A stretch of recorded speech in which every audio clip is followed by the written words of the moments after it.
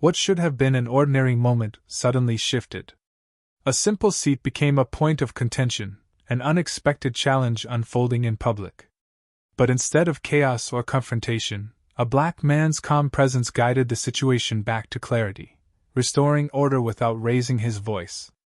The environment is controlled and structured, a shared space where routines are trusted to work smoothly and authority is rarely questioned, and the black man is already seated, settled in, compliant with every visible rule, his posture relaxed, his belongings placed neatly. When the unexpected challenge arrives in the form of a question directed squarely at him, spoken clearly enough for others nearby to hear. And while the words sound procedural, the implication carries weight, immediately shifting the atmosphere, because challenges about seating are rarely neutral when they single someone out, and people nearby sense it, glancing up, pausing mid-motion, aware that something has changed, and he looks up calmly, listening fully without interruption, his expression composed, and responds evenly that he is in his assigned seat, expecting the matter to resolve quickly, but instead the challenge continues.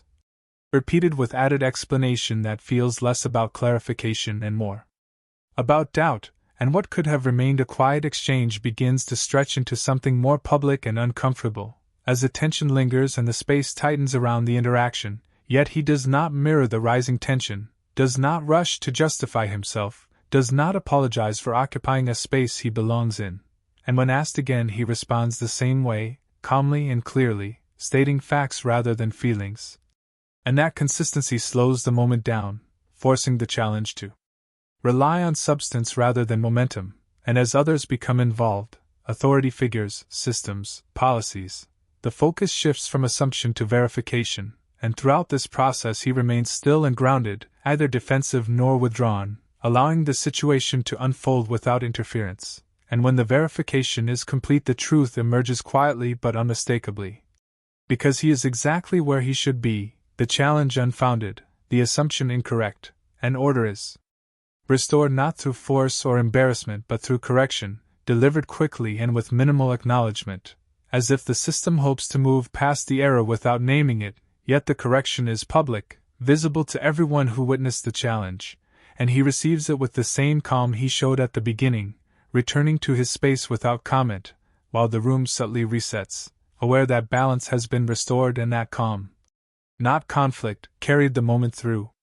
What gives the moment its depth is the restraint it required, because unexpected challenges carry emotional weight, especially for black men who understand that how they respond will often be scrutinized as closely as the challenge itself, and his calm was not passive, it was intentional, shaped by an understanding that escalation often benefits systems more than individuals.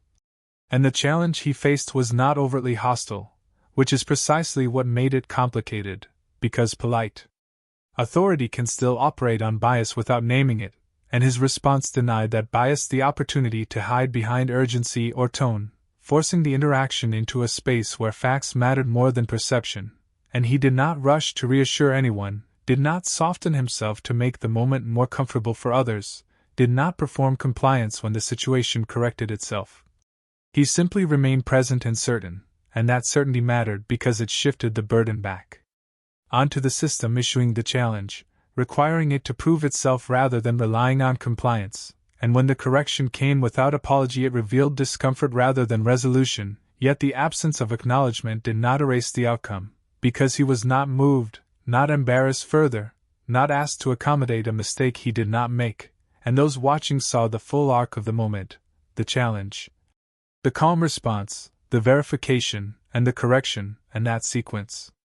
stays with people, because it exposes how quickly order can be disrupted by assumption and how effectively it can be restored through composure, and for the man the moment reinforces a familiar truth, that dignity is something he carries with him, not something granted by others, and while moments like this often accumulate quietly over time, shaping how one navigates public spaces,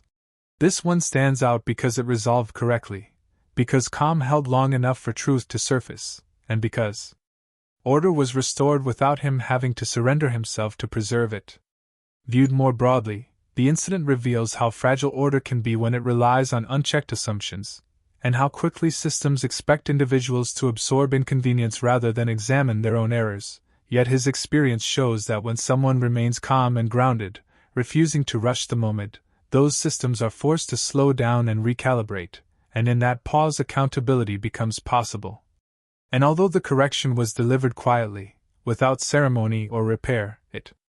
arrived before damage was done, before the challenge could harden into narrative, and timing matters in moments like this, because once a situation ends incorrectly it becomes memory, and memory shapes perception, and his calm ensured the moment ended truthfully, and those who witnessed it may never speak about it openly, but they will remember the shift, the stillness, the realization. And that memory subtly alters expectations about who belongs, who is questioned, and how authority should operate, and for him the significance lies not in changing the room but in protecting his peace, in knowing he did not need to defend his right to occupy space beyond simply existing in it, and that knowledge carries forward, reinforcing confidence and self-trust, reminding us that restoring order does not always require dominance or force, sometimes it requires presence, patience, and the refusal to move when you are already exactly where you belong. If this story resonated, share it with intention, not to glorify restraint, but to recognize calm certainty as a powerful force. Support conversations that question assumptions, examine everyday authority, and honor moments where order is restored through clarity rather than confrontation. Follow for more stories that center dignity, lived experience, and quiet accountability. Because sometimes the strongest response isn't loud, it's calm, grounded, and impossible to dismiss.